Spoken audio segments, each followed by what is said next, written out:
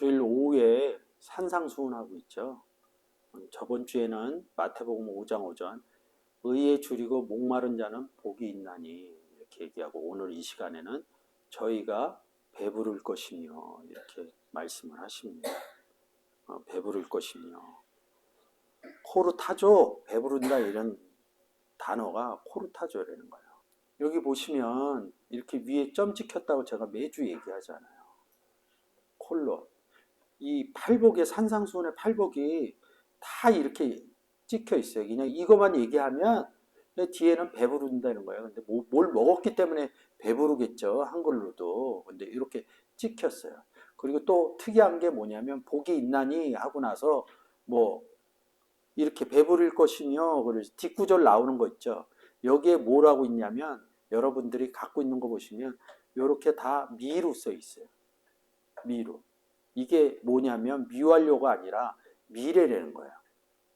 그러니까 내일이라는 거예요. 그러니까 앞으로 일어나는 거예요. 복음 전하면 뭐가 일어나요? 그렇죠. 열매 나오는 얘기예요. 복이 있는 사람은 복이 있는데 목마르고 주렸다는 거예요. 배고프다는 거죠? 배고프다는 내용이죠? 그 얘기는 뭐예요? 양식을 먹어야 된다는 내용이라고. 양식을 먹나? 마시는 부분도 있다. 그러면 배불렀다는 건 뭐예요? 양식을 먹었다는 거죠? 목말랐다는 게 갈증이 해소됐다는 거죠? 이런 구조는 그냥 풀려요. 한글로 또 해서. 근데 특이한 것이 무엇이냐? 이렇게 미완료로 써있대. 이거 팔복 자체가 다 그래요. 처음에 제가 이거를 보고 깜짝 놀랐어요. 이게 뭔가. 그 뭐 저를 가르쳐 주신 분들한테 물어봤더니 대답 못 해주더라고요. 제 선배들한테. 그래서 난 너무 신기했어요. 그래서 계속 공부하다 보니까 요한복음 15장 가서 풀린 거예요. 나는 복이 있거든. 복이 있는 게 뭐냐면 요한복음 15장에서 아버지는 농부요, 예수 그리스도는 참 포도나무요, 나는 가지야. 여기까지가 복이 있나니야. 그 다음에 뭐라고 써 있어요? 가지가 나무에 붙어 있으면 열매를 많이 맺나니. 여기에서 우리가 보고 넘어가야 될 게 있어요. 가지가 나거든요. 근데 복음은 내가 전하거든요. 제가 나가서 예수 그리스도 전하거든요. 근데 성경의 사건으로 가면 농부가 농사를 짓는 거예요. 그래서 내 안에서 아버지가 말씀하신다, 이런 구절이 있는 거예요. 마태복음 10장 20절 같은 구절이 영접한 사람들한테, 포도원의 가지로 있는 사람들한테 마태복음 10장 20절이 그래서 써놓은 겁니다. 그날에는 너희가 얘기하는 것이 너희가 아니라 너희 속에 계신 너희 아버지 성령이니라. 너희 아버지 성령 농부시니라. 이렇게 얘기를 하는 겁니다. 말한다. 제가 이번 주에 벙어리를 얘기를 했어요. 벙어리가 뭐냐면 랄레오 이렇게 말하다 이런데 거기다 1번 알파를 붙여갖고 뭐냐면 이 알파가 아니다, nothing, no 이런 상태로 해갖고 말하지 못한다. 이러니까 이렇게 대화 못하는 게 아니라 복음을 못 전한다는 거예요. 복음을 못 전한다는 건 뭐예요? 안에서 아버지가 말을 못 한다는 거거든. 왜? 없기 때문에. 그러면 복음을 못 전한다는 건 뭐야? 아버지가 없다는 것은 뭐예요? 구원이 안 이루어졌다. 근데 이제 그 부분을 세분하게 들어가면, 어렸을 때는 예수 그리스도도 30세 이전에 못 전하셨어요. 그러니까 성장하지 않았다. 성장하기 전까지는 공부가 필요하다. 그래서 성전에서 라피들하고 성경에 대해서 나눴다. 이런 부분으로 된다고요. 근데 그러면 다 예수 그리스도나 바울처럼 복음을 다 전해야지만 구원을 얻었느냐? 그렇지 않다는 거예요. 로마서 16장에 가면 많은 사람들 얘기를 해요. 동역자 얘기를. 바울이 복음 전할 수 있도록 서포트를 했다. 이런 부분이 있고, 또 구약에 가면 다윗이 자기 가족을 다 시글락에서 뺏겨서 가족을 찾아오는 와중에 400인의 용사로 가다가 200명이 지쳐서 200명이 시글락으로 돌아가고 200명만 가족을 빼앗은 침략자를 쫓아가서 전쟁에서 이겨서 가족도 찾아오고 노략물도 찾아옵니다. 그래서 이 노략물을 나누는 과정에서 시글락에 남아 있었던 200명은 주지 말자고 얘기를 해요. 밑에 있던 비류라고 그래요. 근데 다윗이 이렇게 얘기합니다. 이들이 시글락에 있지 않으면 그런 것들이 안 됐다. 그래서 이들과 같이 나눠야 된다. 도왔다는 얘기거든요. 그 얘기는. 그래서 공평하게 나눴다. 사역하는 사람을 도와주시면 사역하는 사람이 대표적으로 하는 거지. 그 대표적인 말씀을 전해서 열매가 나에게 오면 도왔던 사람하고 공평하게 놓는 거다. 말씀 전하는 목사가 다 먹으면 그 사람은 굉장히 나쁜 사람이다. 하나님의 율법의 책에 있는 대로 행하지 않는 사람이다. 말씀 전하는 자도 하나님의 아들이요 보이지 않는 곳에서 말씀 전하는 자를 도와주는 자도 하나님의 아들이라는 거죠. 그것을 하나님이 공평하게 나눠라. 그래서 오늘날까지 하나님이 법으로 정했다. 사무엘 하에서 그렇게 써놨습니다. 그런 부분들이 부분 다 나가서 스피커처럼 얘기한다면 뭔 정신이 있겠어요. 저 열심히 얘기할 때 배고플 때 또 밥도 제가 해 먹어야 된다고 그러면 안 되잖아요. 제가 또 청소도 해야 된다. 그런 건 논하짓는 거예요.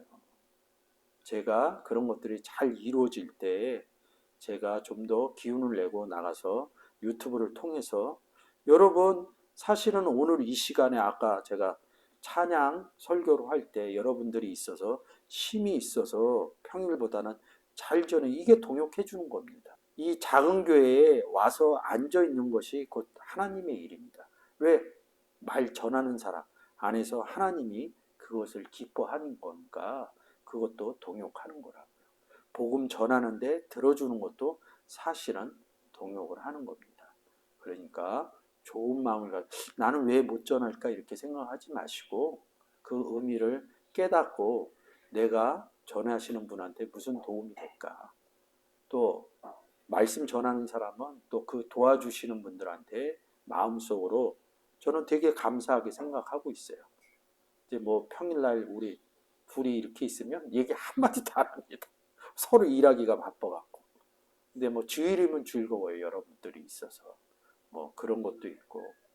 또 우리 목사님이 안 계시면 평일도 또 그런 것들이 또 그거는 그거대로 또 감사하고 또 주일은 주일대로 또 감사하고 이런 것들이 어우러져서 되는 것이에요.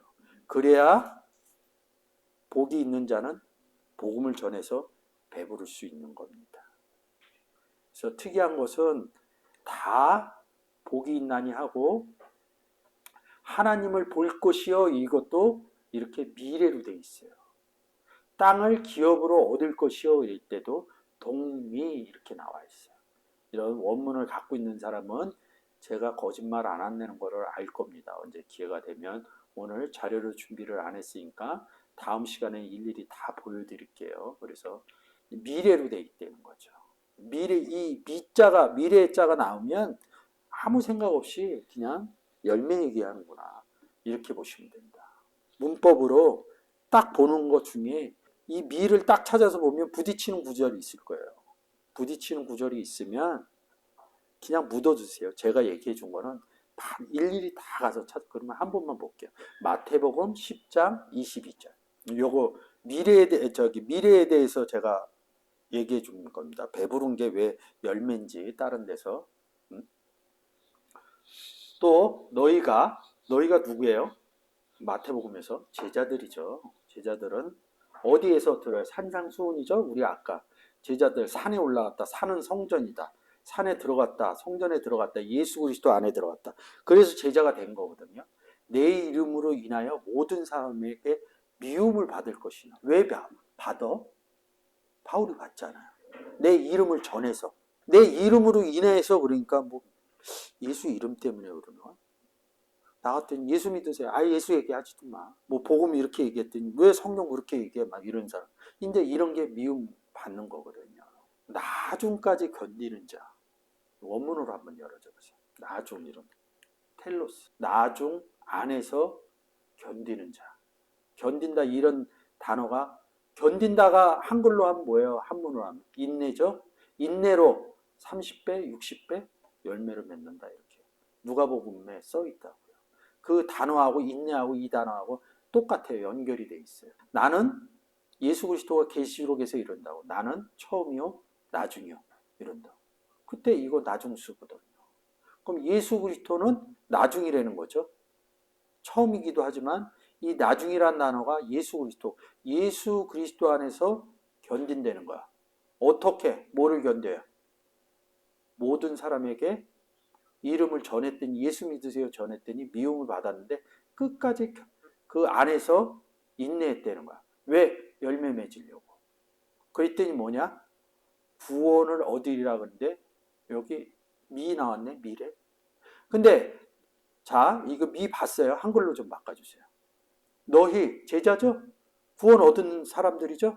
근데 또 구원을 얻냐고. 나중에 사복음서 지나서 사도행전서부터 이런 행위들이 일어나요.